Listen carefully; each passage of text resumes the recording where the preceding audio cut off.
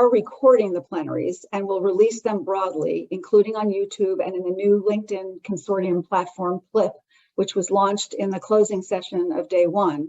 You are invited to include your name, society, and any preferred pronouns on your Zoom window. But don't do that or identify yourself in any way on your Zoom or in your chat.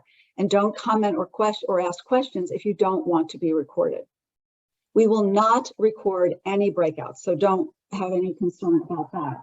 And EdCounsel will provide an official recording of the plenaries, which is the only recording to which our plenary speakers have consented. So please don't make your own. So with that, Travis York, the Director of Inclusive STEM Ecosystems for Equity and Diversity SEED at AAAS, and I will start the program with a briefing on the ethical transparency tool. We're grateful to AAAS as a co-originator of the consortium with AAMC, AGU, and EdCounsel as co-vice chair and a standing member of our executive committee, and as the consortium's contracting and fiscal agent, and also for all the many efforts that AAAS contributes. So Travis, I'll turn this over to you. Thank you, Jamie. Hello, everybody. It's very nice to join you on day 2. And for those of you that I didn't get to see yesterday, it's a pleasure to join you. You may know the Ethical Transparency Tool, or the ETT, by its prior working name, which was the Flag Sharing System, or FSS. This new name communicates that the Ethical Transparency Tool is really about organizations and people leading to create a norm of ethical transparency across the higher education and research ecosystem by making it easier for societies and institutions of higher education and other research organizations, including funders, to access findings of sexual, gender, and racial misconduct about a person wherever that misconduct occurs across all sectors of where people work and really affect climate. Next slide, please.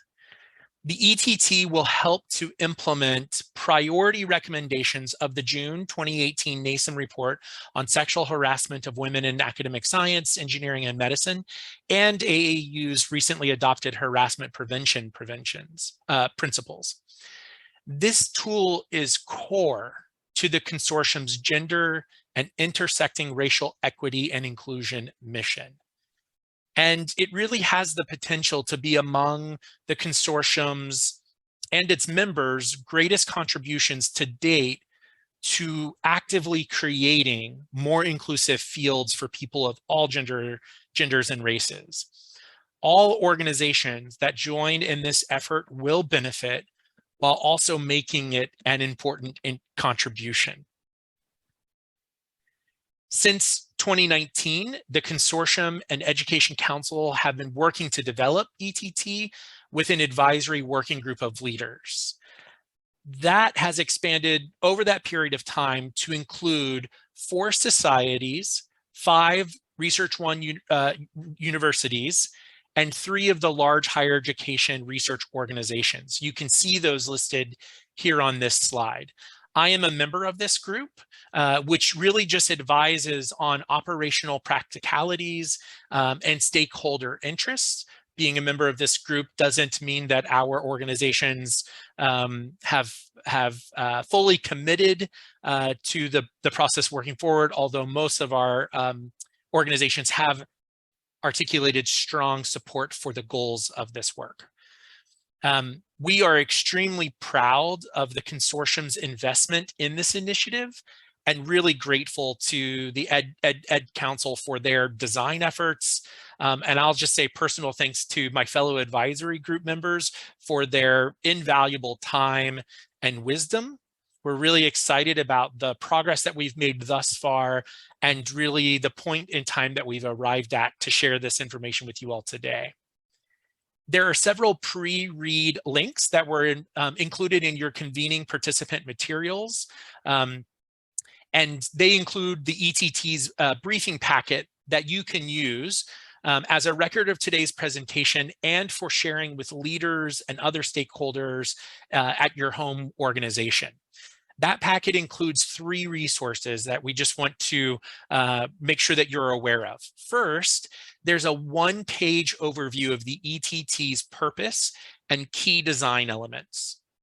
Second, a 2-slide handout on how the ETT works. It has an additional 2 additional options for briefing others. There's a 1-page handout and a presentation deck, both with embedded briefing explanatory notes. Our EdCounsel colleagues have done an incredible job, I think, of preparing those materials. As somebody who's at an association, having those and being able to speak about this tool with those explanatory notes are just really, really comprehensive and lovely. So thank you to all of you who worked so hard on those. The third resource included in your packet is our short summaries of ETT's benefits for its key stakeholders. Entities that register to use ETT, individuals, and the higher education and research ecosystem broadly. Today, Jamie is going to provide a deeper dive on ETT, and she and I will answer your questions. We're really excited to try to provide you with as much information as we can in the time that we have today. We are working towards a pilot with the precise timing to be determined, but it's realistically in view by the end of 2022 or early 2023. And today we're inviting your societies as well as institutions and other organizations to join the pilot as inaugural transparency leaders. That's the kind of kudos that the advisory group has talked about labeling those organizations that choose to join us within the pilot. So Jamie is now going to share a much more in-depth briefing on the tool, and then we'll be glad to take your questions. Jamie? Thanks so much, Travis. I'll start with 3 points on what ETT covers. First is that ETT eases access to findings of misconduct against a person, not allegations. Second is that ETT highlights sexual, gender, and racial misconduct, but it also covers professional, licensure, financial, and research misconduct to maximize its utility. And third is that ETT applies to faculty, researchers, staff, postdocs, residents, and other employees and honorees, but it does not apply to students. ETT is designed to achieve 3 main objectives. First is to advance a healthy work and learning climate for everyone by reducing unwittingly passing the harasser or others whose conduct was found to be unethical. This does not mean that once found responsible for misconduct, a person cannot learn and regain trust, but it does require transparency about findings of misconduct for well-informed and independent policy and decision-making around honors, privileges, employment, and key roles. Second is to support ethical treatment of everyone by making it easier for societies, institutions of higher education, and research organizations to obtain, and for any of those entities or other entities that have employed, honored, or appointed a person to disclose reliable basic facts about their findings with a person's consent and without creating shame lists, to reduce the whisper campaigns as well as the surprises that arise from a lack of transparency. And third is to minimize an entity's legal risk when disclosing misconduct findings, while at the same time eliminating the enterprise risk of not knowing about findings or not getting that information from the most reliable source, which is the entity that made or adopted the findings. 3 key design elements enable ETT to minimize legal and enterprise risk at the same time while also achieving efficiencies. First is that ETT is a basic fact-finding tool. It is not a uniform policy. It does not dictate or guide decisions on who is qualified or should be selected for any honor or position. Each organization that registers to use ETT retains its independence to make its own policies and decisions, including, for example, how it defines finding, what selection criteria it uses and how it assesses qualifications, when and for what honors, employment, or roles it uses ETT to request misconduct disclosures, whether and when it uses other transparency tools, how and when it gains an individual's perspective on a finding, and whether and what consequences result from the existence of a finding. Second is that ETT obtains a person's consent before a disclosure is given, and it automates the consent process for efficiency. Once given, the person's single consent has a 10-year life unless rescinded early or renewed, and it can be used throughout that 10-year period by any ETT registered entities to request disclosures as part of making independent decisions about honors employment or key roles. And the consent may also be used by any entities that made or adopted misconduct findings about a person, authorizing them to make disclosures whether or not these entities are also registered to use ETT. And third is that ETT never receives disclosures themselves. ETT automates disclosure requests on behalf of an ETT registered entity when it wants disclosures and initiates them through ETT. And with the registered entity's disclosure request, ETT provides disclosing entities with both the person's consent and an efficient check-the-box disclosure form to increase the likelihood that authorized disclosures will be made. Importantly, the disclosure form template is limited to the hard to dispute but useful facts that are actually on the form, and they're listed. The kinds of misconduct are listed here on the slide. And it minimizes labor for both a disclosing entity and a requesting entity, because the disclosing entity does not need to redact and produce, and the requesting entity does not need to review voluminous files when that's not necessary. When completed, the disclosure form discloses that there hasn't been a finding, if that's the case, or it discloses the existence and year of a finding and the type of misconduct involved. So the main types are on the right side, but you can't read it on the slide, but the little check the boxes are lots of different subcategories within those main buckets. The facts disclosed on an ETT disclosure form and a person's input about the finding can be sufficient to inform an ETT registered entity's independent decision in many situations, because after all, one entity cannot relitigate the findings of another entity and doesn't have access to victims or witnesses.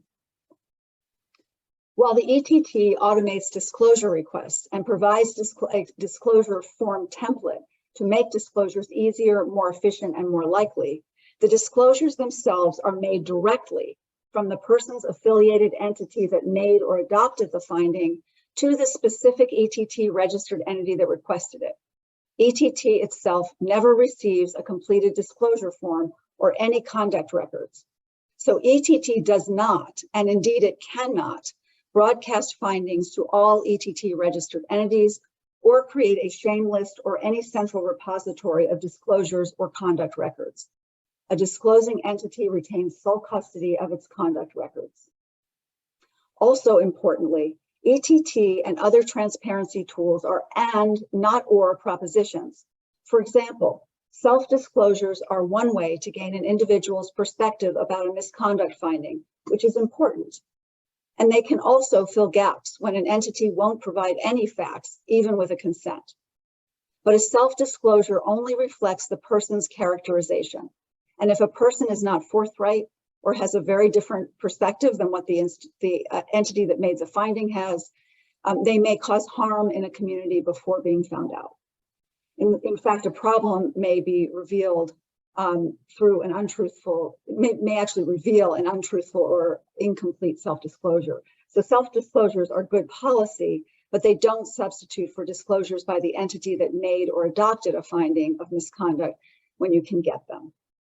Of course, in some situations, an entity may want a consent for full file disclosure, but even with a consent, full files are hard to obtain and are often time-consuming to produce and review.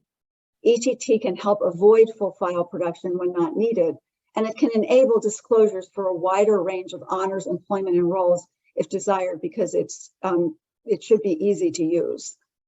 Even in jurisdictions where a full file review is required by law or an education system, those reviews might be limited to the presumptive single or short list of finalists who will already have been preliminarily identified, taking into account disclosures using ETT, which can also contribute to a more successful process.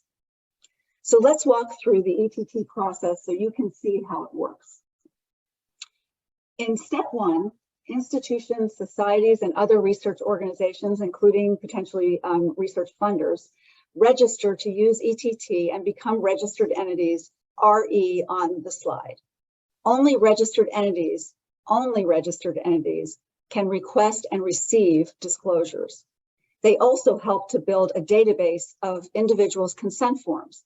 Any registered entities, societies, institutions, or others, when they are registered, may require an individual, IND on the form here, on the slide here, to complete a consent form on ETT as a condition to being considered for particular kinds of honors, privileges, employment, or roles as designated by the registered entity. Each entity decides when and for what kinds of roles it wants to use ETT.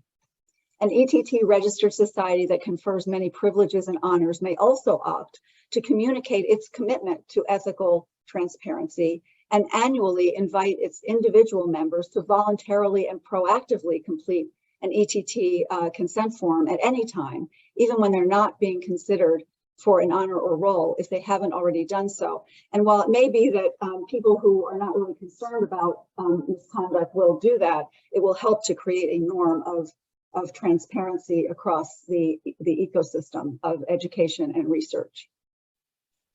Note, however, that ETT consent is not expected to be a condition of unelected general society membership.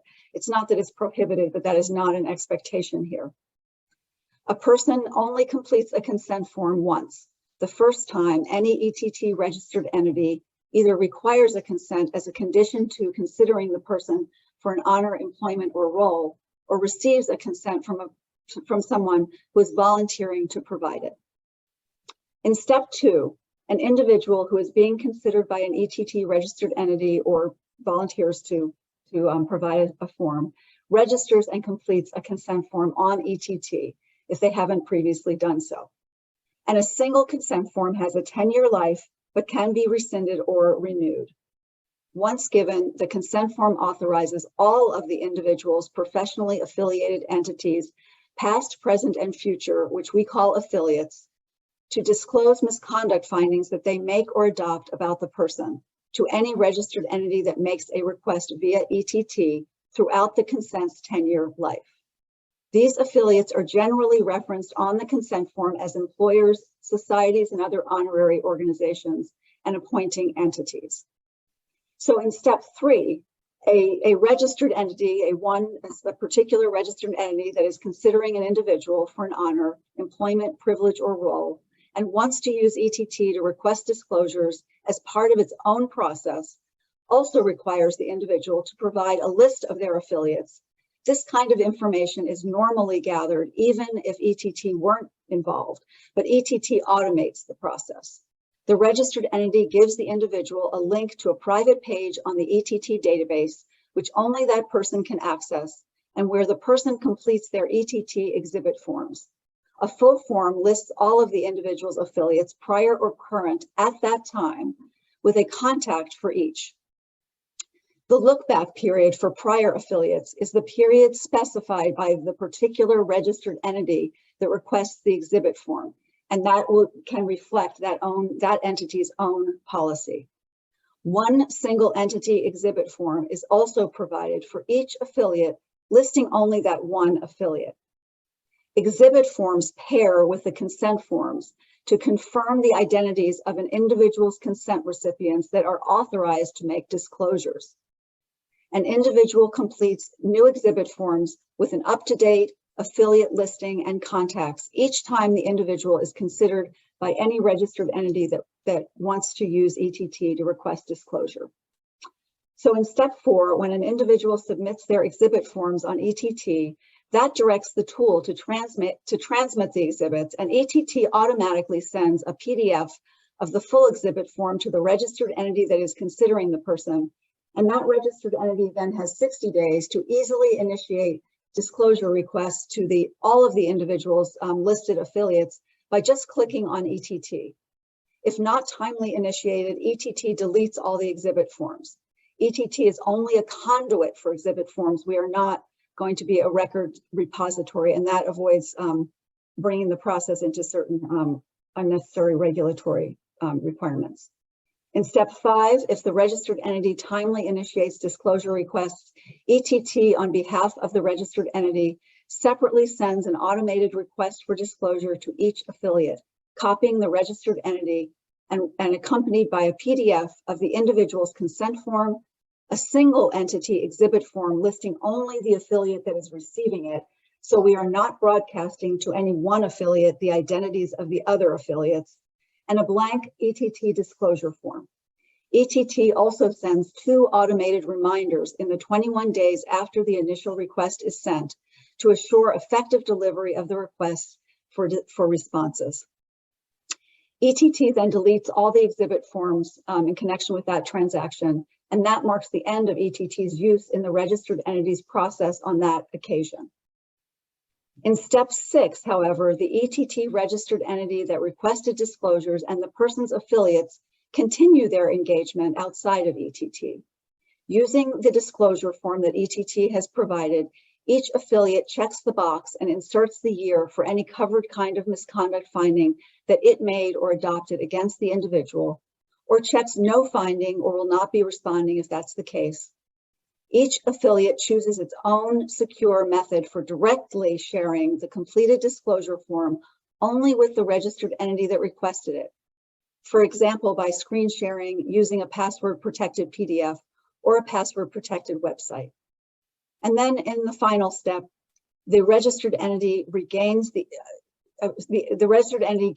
individual's input as in whatever way it chooses according to its own policy. For example, a person's perspective could be elicited in a self-disclosure form or in a conversation, and applying all the facts that the registered entity determines to be relevant, the registered entity independently makes its decision under its own criteria and policy.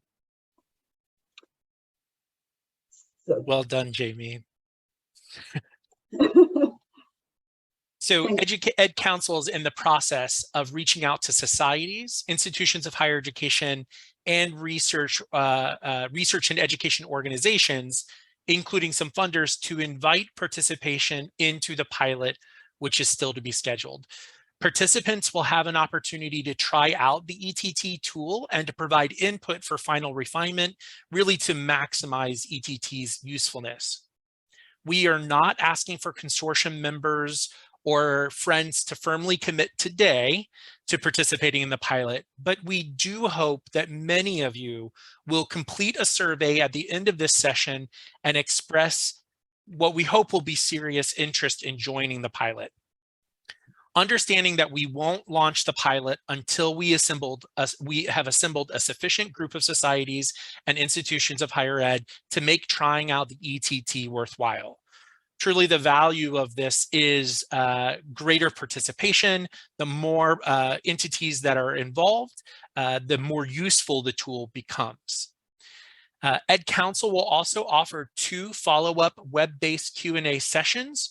One will be on Wednesday, September 28th from 3 to 4:30 p.m. Eastern Time. The second will be Thursday, October 6th from 3 to 4:30 p.m. Eastern Time. Hopefully a time that will be convenient in all US time zones, and we'll provide these dates and times in the chat for you as well. As mentioned, pilot participants will have an opportunity to provide input into the final refinement. So this is a great opportunity for your voice and your organization's perspectives to be heard. And you will be recognized as inaugural transparency leaders. Your membership in this consortium made development of the ETT possible, and your participation will benefit your societies and really the entire higher education and research ecosystem. So with that, let's take some questions. What questions do you have about the design, the function, the pilot?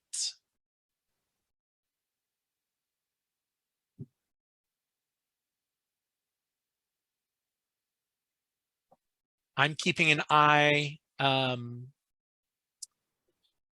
But the chat is not open, right? So I think Taylor just sent me a couple here. oh, perfect.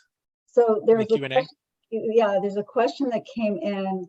Can an entity like NSF or NIH be a requesting entity and ask for a form for anyone receiving an award? Maybe for any usual grant, maybe just for high profile ones like NSF PCASE award. And I guess we are open to having funders become registered entities here. We're not going to name names today, but we have some funders that are exploring a potential participation in this, and so that is a possibility. Right. Another question is, let's see, is there going to be an additional cost associated with joining ETT? I think that certainly for the consortium members have contributed to the development of this along the way. So I think there will be what we expect to be not a high cost, but some cost associated with institutions and organizations joining the ETT. Boston University has which is on our advisory group, has developed a very detailed requirements document for our database, and before we can launch, we need to actually build the database based on those requirements.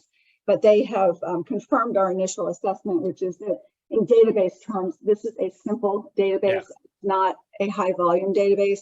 So we do not expect that to take a very long time. And hopefully it won't be a very big cost accordingly. And so I think we have to, the more organizations that join, the lower the cost will be for anybody who joins. And we hope to keep either nominal or no cost for consortium members, at least in the beginning, since you have supported this along the way. And while we're mentioning, so Jamie just mentioned I would just offer our thanks to BU's IT group, who has kind of volunteered their expertise and time in helping us build out those specs. We would also like to thank the Luce Foundation, who has provided some funding support for outreach around the ETT, as well as Vanderbilt University, who has provided expert communication guidance for our briefing package. Both of those, all three of those organizations have provided support to us as we continue to refine the tool. And I'd just like to add that that we're also very grateful to Vanderbilt's general counsel, who has been part of our advisory group and has been a wonderful partner for me as we've sort of talked through and made sure that as this was being designed, that we're really minimizing legal exposure and maximizing participation, which is so important for the utility of the tool. Should we take a question from the audience? I see Catherine Rushworth has her hand up.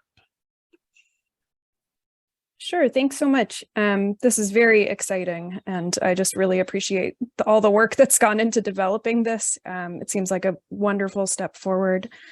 And I think I have two questions that are coming from a couple colleagues and I. One is there any constraint on how many disclosures a registered entity can request?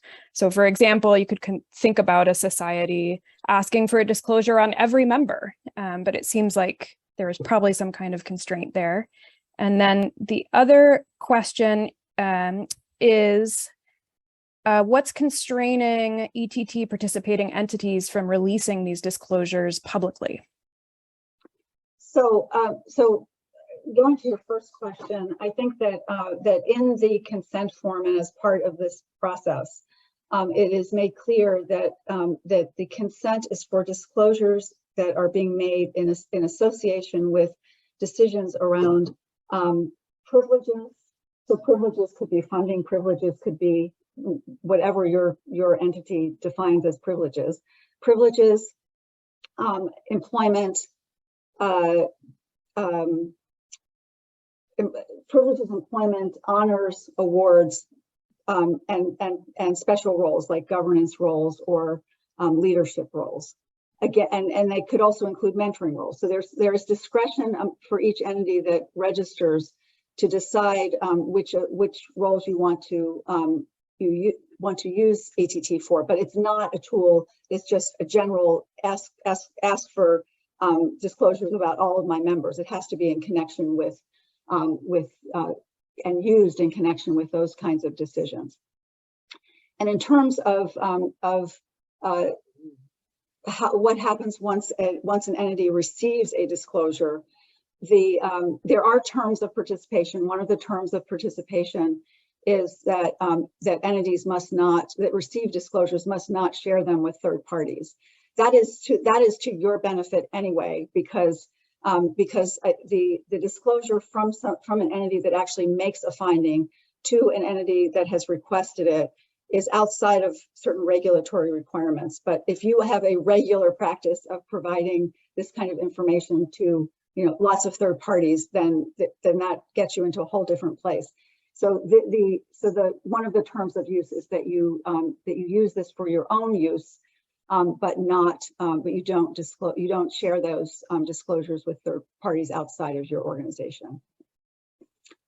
Thank you. And another term of use also provides that senior people that you designate in your organization. Senior people are designated, 2 of them, to receive the disclosures, and those individuals then either have the authority to decide who else in your organization needs them, or will confer with the individual that does have that authority. So it is, and these people need to be senior. You decide who they are, but these people need to be senior people according to the terms.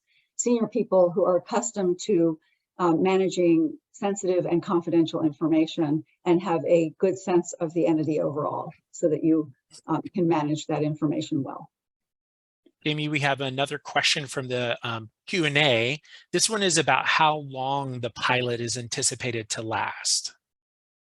It's, I'm sort of interested to know what you think about that too, Trav. Yeah. My reaction is, it's sort of to be determined. I think. Yes. I can imagine actually, even before we literally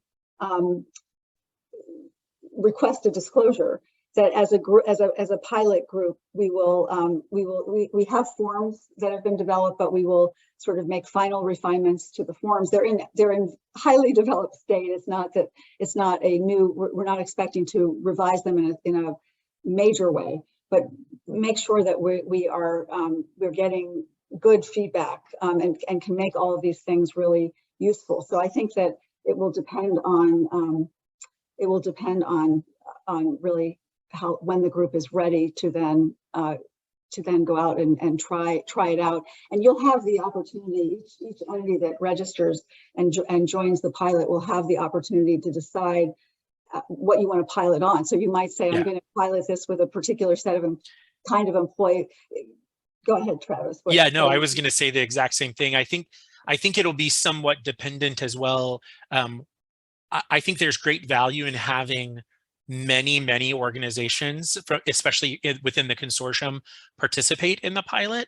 As institutions or organizations are thinking about it, depending on the size and nature of your organization, it may be somewhat daunting to think about using or piloting the ETT across every privilege that your organization may have. And I think a way for us to really do the refinement that's needed and really get into a healthy pilot is for us to also think about, it may be that we want to pilot within a specific set of or particular privilege that an organization might have. So the timing of the pilot or the length in which you want to engage in the pilot might also directly relate to the type of privilege and its own timeline or timetable that your organization has for that. And so I think that we'll be learning and finding this out as we go, and it will be somewhat to be determined. I think just because of the nature of this work and the time needed to see how the process will go naturally, my guess is that the pilot will take at least a year. But again, that's me, Travis York, throwing out a number. The advisory group, who is far smarter than me, I'm sure will have other ideas about that as well. And there is a question in the chat, I think, about sort of how likely it is that people will provide consent. And so one of the key design aspects of this is that there are really two ways to get consent, as I talked about. One is voluntary, and as I mentioned briefly, a society, because it gives lots of honors and privileges, could articulate its real commitment to transparency and invite people to its individual members to provide consents proactively. And I think, you know, predictably, the people who are probably going to do that are people who feel that there's not a finding against them, and they're not anticipating there will be.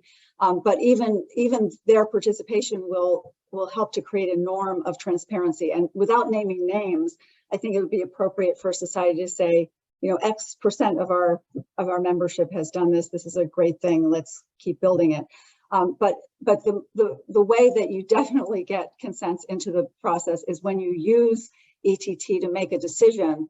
It's up to you, again, which decisions you use ETT for, but you actually require a person to provide consent, just as you would require someone to provide consent for doing reference checks. So it's really, you would have to require a person to provide consent in order to be considered for a position. And you could decide, again, when you have that requirement apply. For instance, it might be just for the finalists, or it might be that rather than getting to the point of finalists without knowing this information, that you want to do it earlier. But that's, again, one of the key design elements of this is that you have your systems for hiring people and for providing awards and honors. And this is a tool. It's not dictating what your policy is. So you can use this tool within your policy in the way that it makes the most sense for you. Yeah, and I think that that is also something that might grow over time. So for a registered entity that's using the ETT, they may begin, you know, requiring consent for very kind of very prestigious awards or governance within their organization, and that as that unfolds, they may increasingly increase the kind of comprehensive nature of other privileges that they might request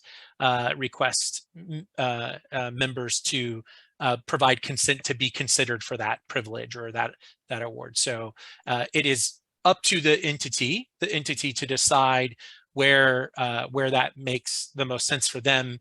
And the nice thing here is, you know, I know, again, scale can be a concern for different organizations. So, you know, it may be that an organization starts in an area of high priority or around privilege that is that having this information is really important for. Jamie mentioned that some organizations, for instance, might want to consider this for governance or for mentorship privileges. So where this might be really impactful might be a beginning place, but an organization can always kind of take on more of that as they choose. Yeah, it can be an iterative process within your organization. There is also a question here about how ETT might be used for registered entities whose members are institutions rather than individuals. And I would say that that's a question we haven't really thought of before, but I think just sort of an immediate reaction is that you could consider perhaps recognizing those institutional members that agree to register to become ETT members, to sort of spread the membership and the impact of ETT. So if your members are entities and not individuals, you might say, this is a very important tool. This is something that we think can really help create a norm of transparency across the education and research ecosystem, and we want to recognize those. We want to invite our members and recognize those members that choose to be part of it. I see we have many other questions coming in. We will try to get to as many as we can. I want to check in with Heather, who also has her hand raised to invite her question. Hi, I'm super excited about this tool. I'm wondering, do you see this working for international members of ours? And the other question is, it's kind of been answered, but like, would you recommend, I mean, how do you see this being used as far as awards and honors? Do you see this being used in a way where you, a group would be vetting all of their finalists for an award, or just the top candidate for an award? I suppose that's up to each entity. It is. But I'm wondering how you envision this tool being used in that way. So those are really two questions. So Yeah. one, in terms of international membership, we've had one review and we'll have another review for GDPR compliance, which is sort of the privacy kind of issue that can arise. I think that for now our main focus is on US-based entities, because those are really the laws that we're looking at beyond that general privacy law that can apply in the EU.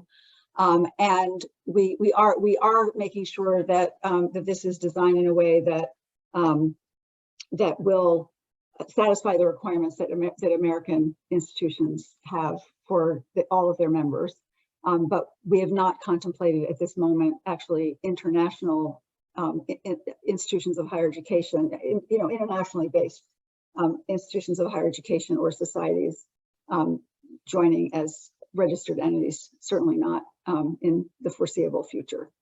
And go ahead. Sorry. Well, I was just going to say, and I think that in part there are different legal parameters that different institutions in other countries face, where there may or may not be a similar phenomenon that we see occur. Yeah. And I'm happy to answer the other question as well, but I want to make sure that Jamie fully answers this first part. Yeah, no, that's good. Go ahead, Travis.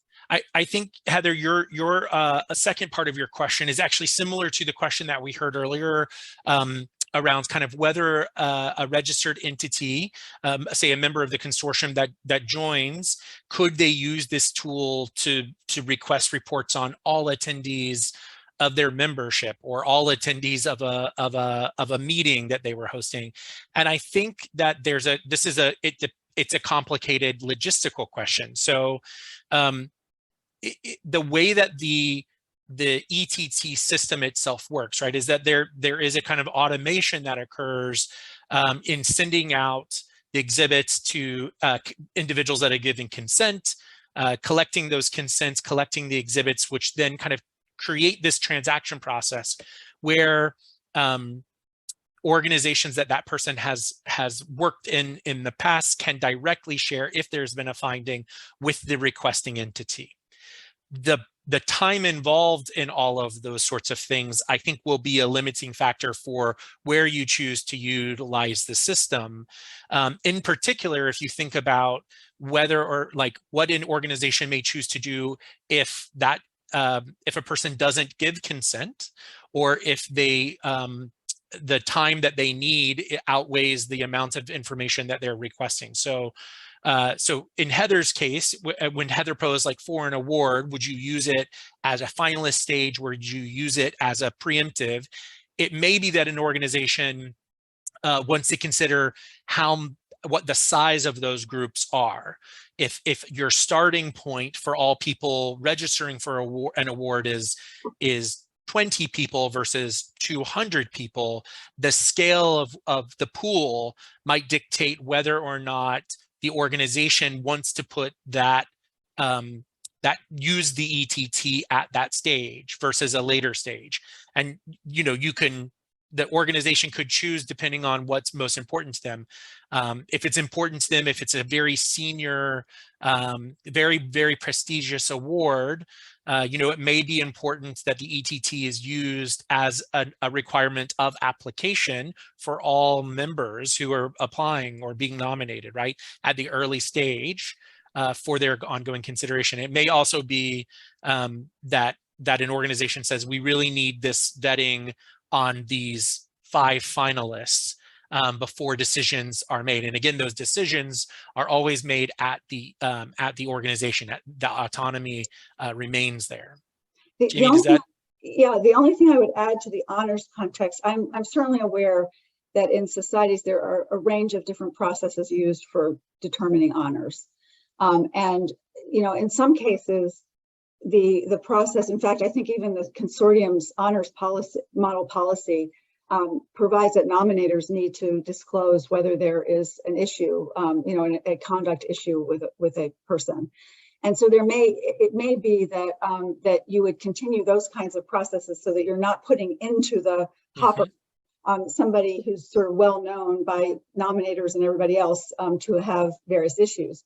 But then when you get further along in the process, as Travis was indicating, and you're ready to really sort of drill down on some finalists, you may use self-disclosures at that point, and you may at the same time use the ETT, or you may use the ETT, and then if there's an issue, you can talk to the individual about it, and that's very much dependent on your own policy and your own process. But the point is, it's very flexible, and as long as you're using it for an appropriate process, which would be a privilege or honor, a employment or role, and that is the purpose for which you are using this information.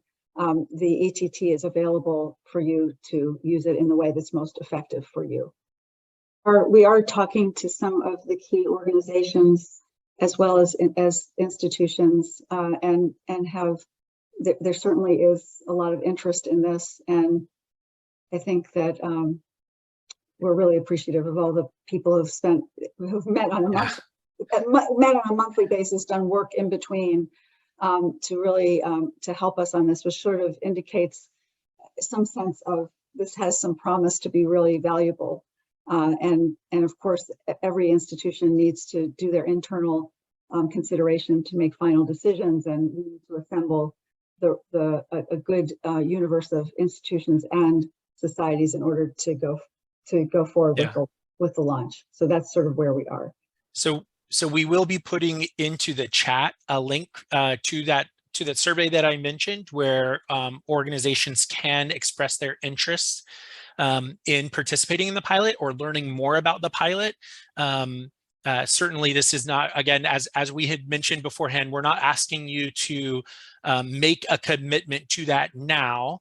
What we're asking is for you all hopefully to be able to indicate to us if you have interest or would like to learn more about participating in the pilot, so that we can make sure that we're communicating as that information as those plans become more concretized, and as we have a clear sense of the organizations that will be participating. As Jamie said, we're not at liberty to share the exact names quite yet, but a number of organizations have indicated their excitement and interest in participating, and so we're really excited, and we do believe that we'll be able to launch this pilot before the end of the year or early in 2023, I think that the contributions that this can make to the field are the potential is just incredible. And so I know that many institutional leaders have expressed their deep interest and excitement about this as a tool for us to really build a more inclusive and transparent culture. And to be helpful to individuals as well, because I think one of the things that has come up in discussions is that when you don't have transparency, you have whisper campaigns. Right. And so this is really, and this tool does not take away from the good policy and policy kind of process that any entity has to make sure that they're treating everybody ethically. And right. we are being careful with to protect, to not widely, this is not a broadcast or a shameless kind of endeavor. This is really a respectful, ethical kind of transparency tool that is attentive to both law and to ethics, and that's really our driving force, and it will help your organization, but it will also help the whole field in a way that many other tools don't.